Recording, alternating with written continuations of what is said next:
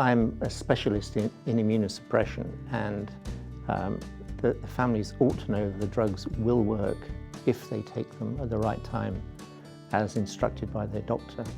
And so it's very, very important that we educate them to do exactly that. What's important to know, and I tell this to patients, that the body never forgets that kidney once belonged to somebody else. So the body will always put up a fight against it. Fortunately, we can win that fight by really using a pretty low and pretty well tolerated package of medications. An immunosuppressive agent is to suppress the immune response, very literally. The body is designed to recognize, the immune system is designed to recognize anything foreign, mainly infections. But of course, when you put in a foreign kidney transplant, the immune system recognizes that as being foreign and will mount a response to try and get rid of the kidney.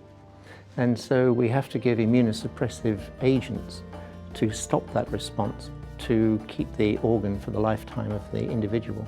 It's important that patients don't forget they need to take those medications forever. And sometimes we have situations where after a few years, people say, oh, well, maybe I don't need it anymore. Well, the kidney can remind them. Unfortunately, we're dealing with a situation where you can regard the immune system as a caged tiger, and the bars are the immunosuppression. And if you let down your guard, then the tiger's out.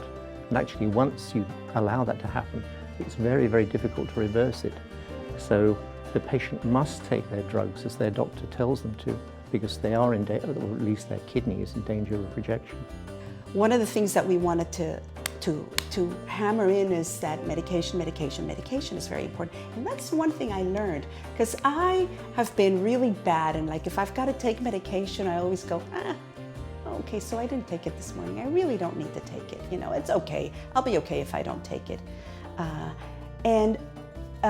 Doing this project, I learned how when you have a serious illness, if you have to take medication, it is truly, truly important that you take your medication, not only when it's prescribed, but as it's prescribed. You know, you've got to follow your doctor's instructions to the T. We always emphasize to patients the importance of lifetime adherence to their medication regime and to their follow-up and all of those things. And after the first few months, where it's usually fairly demanding, those requirements for most patients are not that demanding. They don't have to see the doctor that much more frequently than a lot of people do.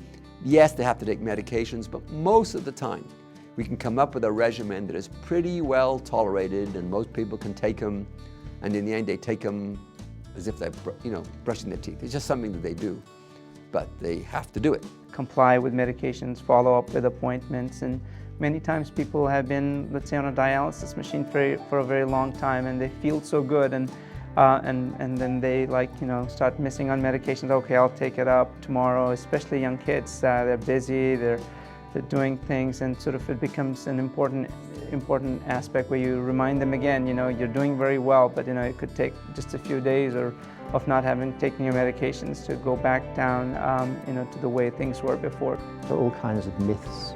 People talk to each other and say they've stopped taking their drugs and nothing happened.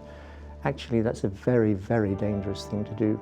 And it's enormously frustrating when you've found a donor for a patient and you've given them the transplant and you've got them doing so well for so long, and then suddenly they ignore the advice because they don't understand.